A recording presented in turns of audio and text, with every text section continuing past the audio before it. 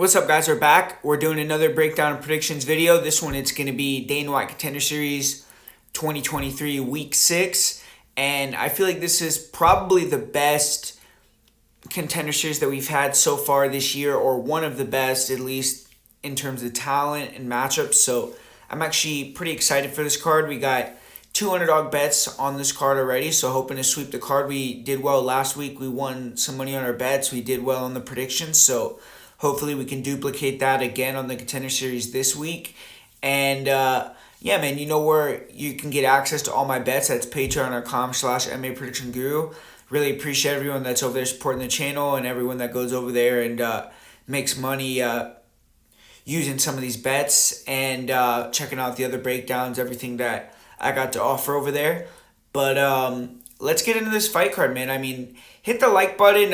Last week we were really low on likes, man. I'd really appreciate if we got some more likes on this video. So hit the like button if you're listening right now. I'd really appreciate it. Let's try to get to 100 likes. That'd be really awesome. So, but this first fight of the night, man, I'm intrigued by this fight with two undefeated guys. We got Gene Matsumoto, who's 24 years old. He's Brazilian.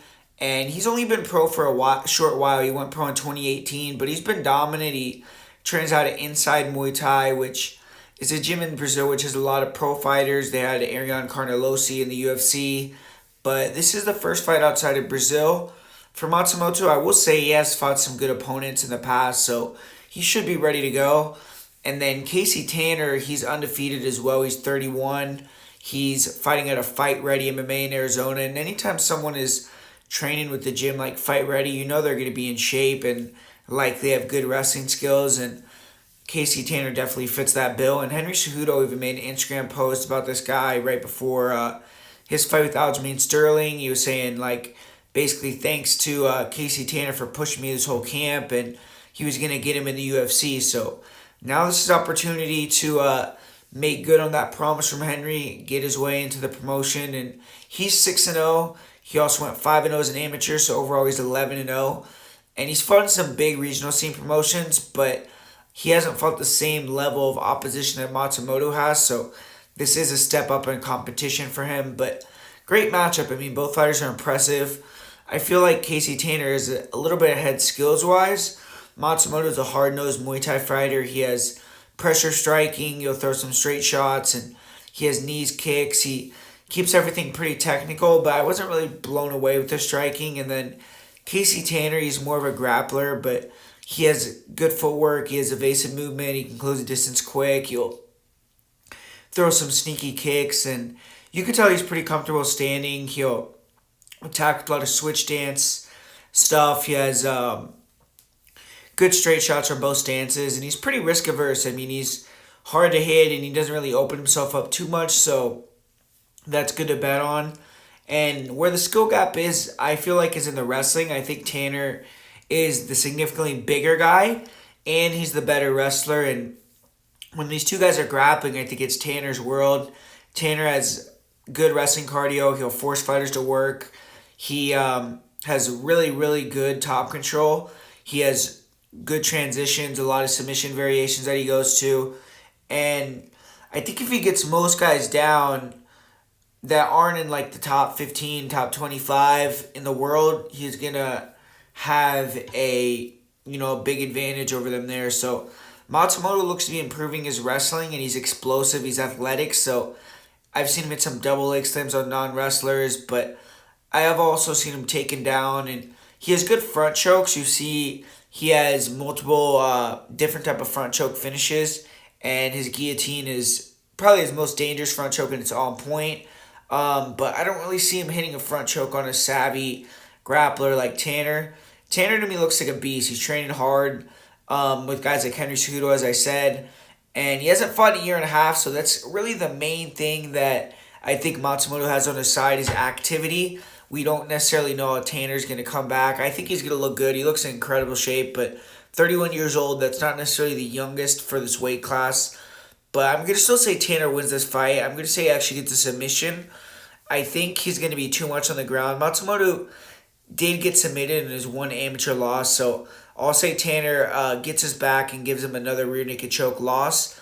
But ultimately, I do think that Both these guys are pretty good, and I could see both of them eventually making it into the UFC. But the next fight that we got on the card here, we got Julia Palestri. She's going to be taking on Patricia Lujas. And with Palestri, she's back for the second time on the Contender Series, which is kind of a theme on this card. And Palestri fought in September of 21 on the show. And when she was there, she was 23. She fought up a weight class against Jasmine Jasudavicius, who we've seen has gone on to become a pretty high-level 125er in the UFC. And since then, Palestri hasn't really been active, but she's, 3-0 and 25 years old. Her last fight, she kind of got that golden ticket to the Contender Series or straight into the UFC by winning an LFA title. And she won it via first-round submission, so it was a pretty impressive win for her there. But in terms of high-level experience, there's really no comparison between Palestri and her opponent. Like I said, she's been in the LFA title fight. She's fought in the Contender Series. She's fought in some other promotions. And fighting Patricia Alejos is just kind of another day in the office. Whereas Alejos is a girl from Paraguay, which I'm a little bit suspect about because Paraguay is not really a developed country when it comes to MMA. And it doesn't have much of an MMA scene or history of former fighters to speak of. The only fighter who made it to the UFC from Paraguay as of now is Cesar Arzamendia. And Arzamendia went 0-2 in the UFC, so no one of Paraguayan descent has actually earned a UFC victory. But Alujas, though, she is 9-2, 27 years old, and her level of opposition has been weak. She hasn't really beaten any good fighters. The only fighter of note that she's fought is Maybelly Lima, who Maybelly Lima fought and lost the Contender Series, and Lima was able to submit Alujas in the first round, but that fight was in 2017, so hard to really put a lot of stock into that. But since then, Alujas has gone undefeated. She won the CFU title in her last fight, but this is a tough opponent. I mean, she's fighting for the first time out of South America, the first time in almost 2 years. I'm not really sure exactly how or why the UFC found her to compete on the show, but South American fighters have been hot on the show this season. And both these girls are from South America, but maybe Alojos can pull out the upset here. And she's a boxer. She looks like she has improved her hands pretty significantly from previous fights that I saw. Her jab is good. She has good feints. Her counter right hand is on point. And if you stay in the pocket with her, will brawl with you, and she has fast hands. But her striking seems pretty basic. She doesn't really have the best defense. And I haven't seen any really real grappling from Alujas recently. Her cardio looks on point. She has fast hands, good boxing, and when you couple that with the fact she's already shown some pretty vast improvements from fight to fight, we could see a much improved fighter with this 1.5 year layoff. But right now, though, there's not really a ton to go off. It's, in my opinion, hard to be confident in her or to pick her due to her resume. But Julia Palestri, I've seen her fight multiple times at this point. I've never really been super impressed with her, but she's aggressive. She'll throw some alright combination. She likes to pressure, and she has a decent jab. She'll use the jab to kind of flurry with some sloppy hand combos, and she'll mix in some kicks, some knees. She's not really super effective with her kicks or knees, but when she does land, she does seem like she has some power. I would say her striking, to me, kind of isn't really that great. She's hittable, but her speed and her aggressiveness, along with her power, do allow her to kind of get where she wants, which is the clinch. And she's good in the clinch. She uses her pressure to kind of get that upper body double underhooks or kind of push you against the cage in that single collar tie type of thing. And she'll throw nice knees, elbows. She has decent wrestling. She has good ground and pound.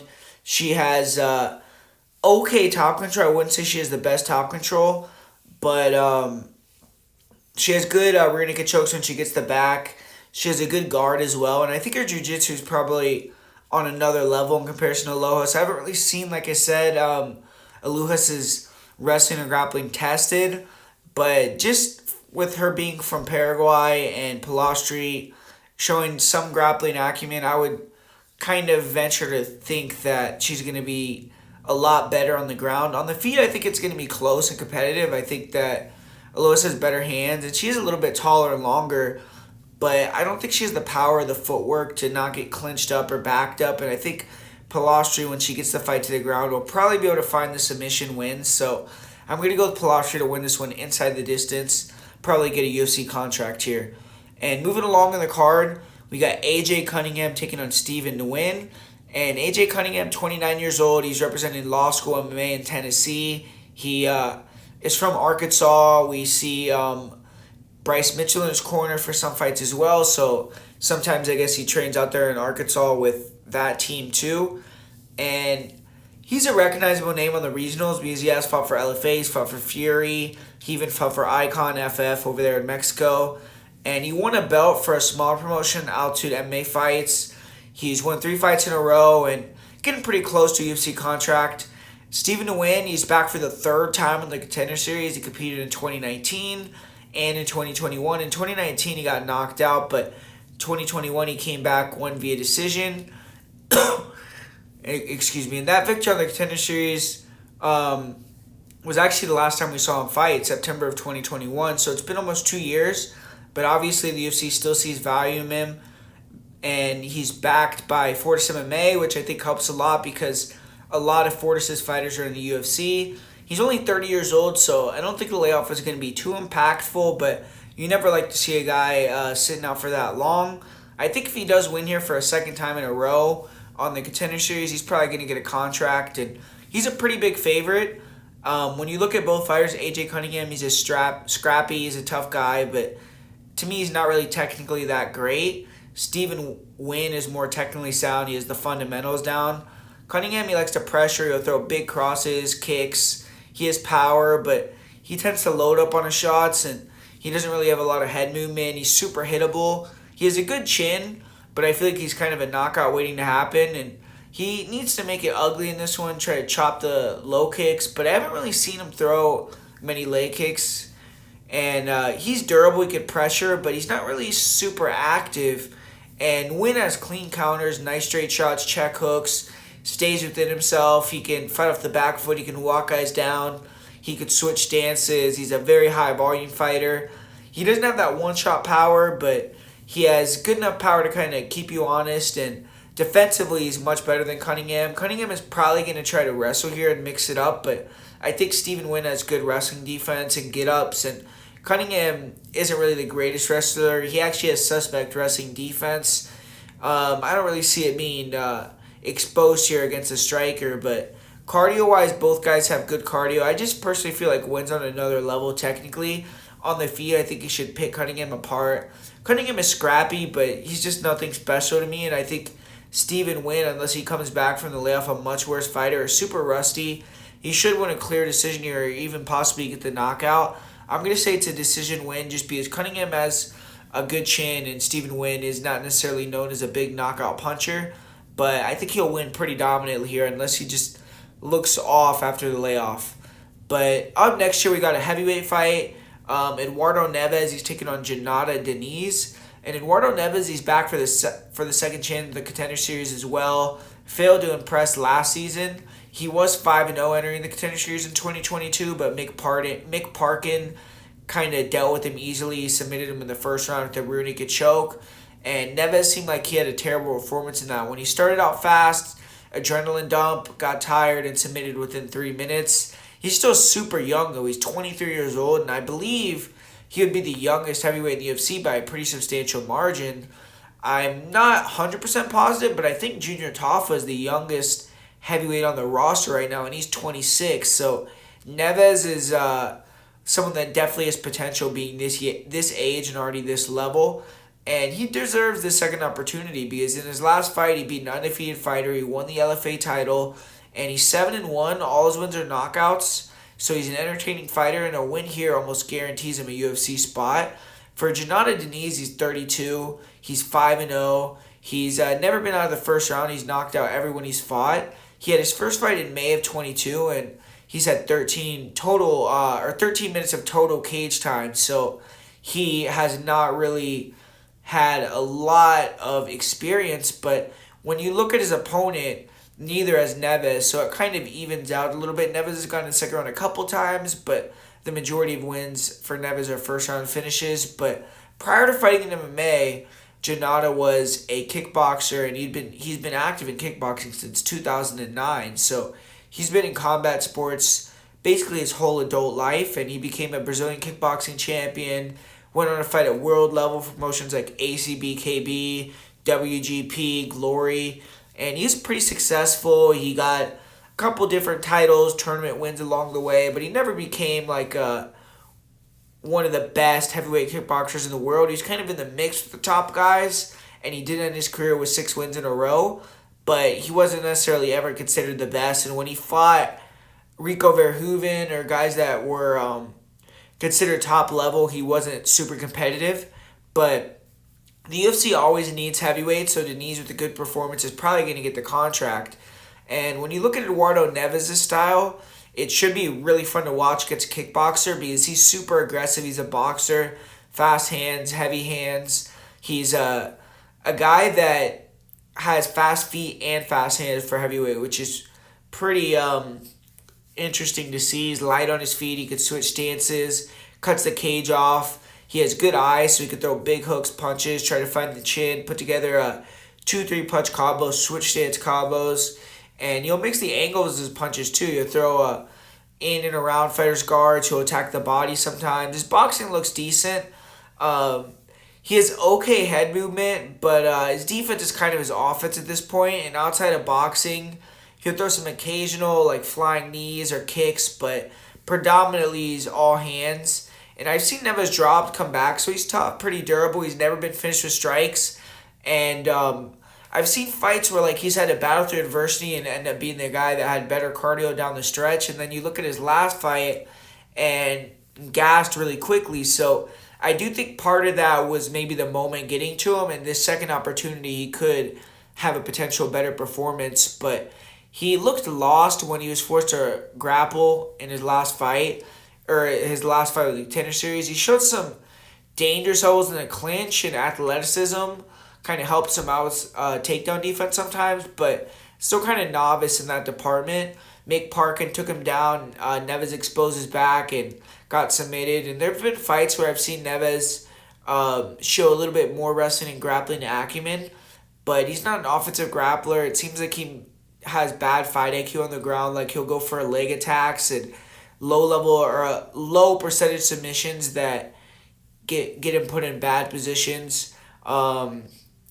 And he was able to get on top in his last fight and ended with ground and pound after stuffing some takedowns. I would say his takedown defense looked better than it ever has, but it's still kind of a question mark to me. Cardio is also an issue in my opinion because his last fight that he did fight outside of Brazil and his only fight that he fought outside of Brazil, he gassed out in 2 minutes. So I think he has a lot to prove here. But his opponent also has a lot to prove. Janata Denise, he is a cool, calm, and composed striker. He has good footwork. He has a good counter lead hook. He has a good counter right hand. Nice 3-2s, 1-2s. And you'll end combinations with kicks, leg kicks, head kicks. He's a big guy. Both these guys are big for the weight. But Denise is more kind of long and lanky. And Neves is more kind of like... he's tall too, but... has a little bit more body fat on him, but 6'4", 79-inch reach for Denise. And he has power in both hands. He puts guys lights out. His left hook is on point, and if opponents get aggressive, he has really nice, crispy inside kind of striking. And he likes to fight a pretty style, though. A lot of the times, you'll pick his shots, break guys down, and if you make it kind of ugly, crazy like Neves likes to do, you could get to him potentially. And I think Denise has to be really aware of that and really alert that Neves is going to be very aggressive and kind of wild off the bat. And Denise, he is a blue belt in jiu-jitsu. I've seen him compete in jiu-jitsu tournaments. So I do think a sneaky play maybe is Denise by submission, but I think it's probably very unlikely. I mean, I've never seen him actually shoot a takedown, and I don't think Neves is going to shoot a takedown. So unless he drops him and clubs it, subs him, I don't think it'll happen, but I've really seen Denise's grappling tested, and I don't think I'll see it in this fight either. Should be a striking fight, and I'm going to side with the striking pedigree of Janata Denise. I think that Neves definitely has a chance to overwhelm and get Denise out of there early, though, but I'm going to say he exposes himself trying to do that, kind of gets hit with some big shots, wears down, and gets finished. So I'm going to go with Denise via kind of mid to late round first mid to late first round finish. And now we got the main event here, which is a very intriguing fight once again with James Lontop. He's taking on Malik Lewis.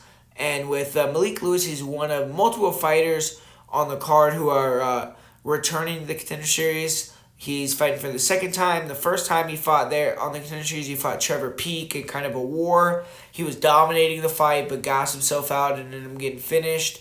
And overall, he's 6-1. That's his only loss. 27 years old, so he's still young, and he bounced back earlier this year by becoming a champion in Peak Fighting Promotion.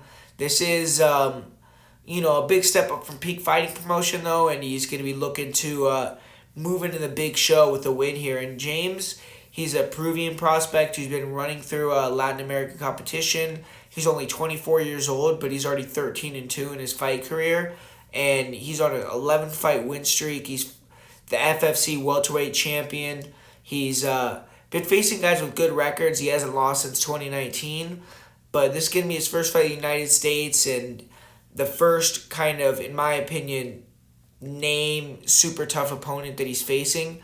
And when you look at Lontop, he's an all-rounder. He doesn't look elite everywhere, but he's technical. He looks solid. And on the feet, he isn't the most explosive or athletic, but his footwork is on point. He feints, fakes, good jabs, good 1-2s. He'll feint the lead hand and kind of open up the right cross, the right overhand. He'll attack the body as well. And he has good counterpunching. He's an accurate striker. And when he gets guys tired, he'll let the hand combinations go. Isn't really much of a kicker, but he has hard kicks too when he lets them go. I would say, though, defensively he isn't the best. I've seen him dropped. I don't think he's the biggest guy for the weight class, and Malik Lewis looks significantly bigger than him at the face-offs. But he has good cardio. He pushes the pace. He's very clean striking. And he also seems like he's a pretty durable, tough guy, rugged guy. And Lontop will mix it up. He'll wrestle, backs guys up, and then he'll level change and go for the takedown. He's effective in the clinch with knees, elbows. His wrestling looks all right. But I feel like in this fight he could potentially struggle to keep Lewis off him and stop the takedown. He will sometimes go for takedowns off his own right. He looks all right on top, but isn't really much of a finisher on the ground. And I don't think he's really fought much of a strong wrestler yet in his career. And Malik Lewis is going to test that. Malik Lewis is a big fight for the weight class, and he's a dangerous striker. He's kind of the opposite style of striker of Lontop, though. He's the guy that is very technical and kind of uses a lot of finesse, and then Lewis is the type of guy that's explosive, agile, very aggressive, uses his length, his athletic gifts, and tries to get the finish in that manner. He isn't really a feiner. He doesn't bring a lot of finesse to the game, but he will switch stance, and he throw big crosses, overhands, hooks, good front kicks, round kicks. I think his kicks are going to be something that he looks to use here in this fight, and most of his wins are first-round knockouts. But I feel like he's going to look to use his kicks and then wrestle here. If the first-round knockout does materialize, then that would be the best-case scenario, but I don't necessarily see that being the game plan. He did put a ton of damage on Trevor Peek and kind of tiring himself out doing that, so that could be something that he learned from, hopefully. But Lewis is likely going to be fast and powerful and a little bit better at range, even though his opponent has better, cleaner hands. I think the power is going to even it out a little bit. And Lewis will mix it up. He'll wrestle. And he has good clinch control, good knees. He has good head positioning. He will stay active with short knees, keep the position. And if fighters get over aggressive, he'll time clinch takedowns. He can push guys to the cage and hold guys against the cage, hit body locks. He seems comfortable off his back. He submitted Marcos Vinicius with a triangle. And most of the time you don't really see Lewis hunting submissions, though. That was the only submission win of his career. Versus Trevor Peek, he had 4 takedowns. He was kind of winning the fight easily. But Peek is an absolute dog and just kind of took the fight from Lewis. But Lewis looks like a pretty solid fighter. He's going to look to come forward, use his length, speed, kind of, I think, try to kick back his opponent up, then maybe brawl a little bit with the hands to get into the clinch. then look to get the takedown. And I feel like his size is going to be a factor in the fight. And I'm going to edge the fight to Lewis, the underdog, say he wins in a hard-fought decision. I think he's going to be the more dynamic striker, dangerous striker, and might land the bigger shots even if Long Top kind of out-volumes him. And I think he can hit a couple takedowns, get some control time. His opponent seems really tough, so that's why I see him lasting all 15 minutes. But I'm going to edge it towards Malik Lewis here to come back at the win on his second opportunity on the Contender Series. So thanks for watching, guys. Hopefully you enjoyed this video. I'm going to be back soon with the UFC Noche breakdown. That should be a pretty fun card, free card on ESPN with the title fight in the main event. And so make sure to be on the lookout for that. Stay plugged in the channel. Like I said at the beginning of this video, let's try to get to 100 likes. I would really appreciate that. So hit the like button if you're listening. And besides that, man, like I said, I'll be back soon.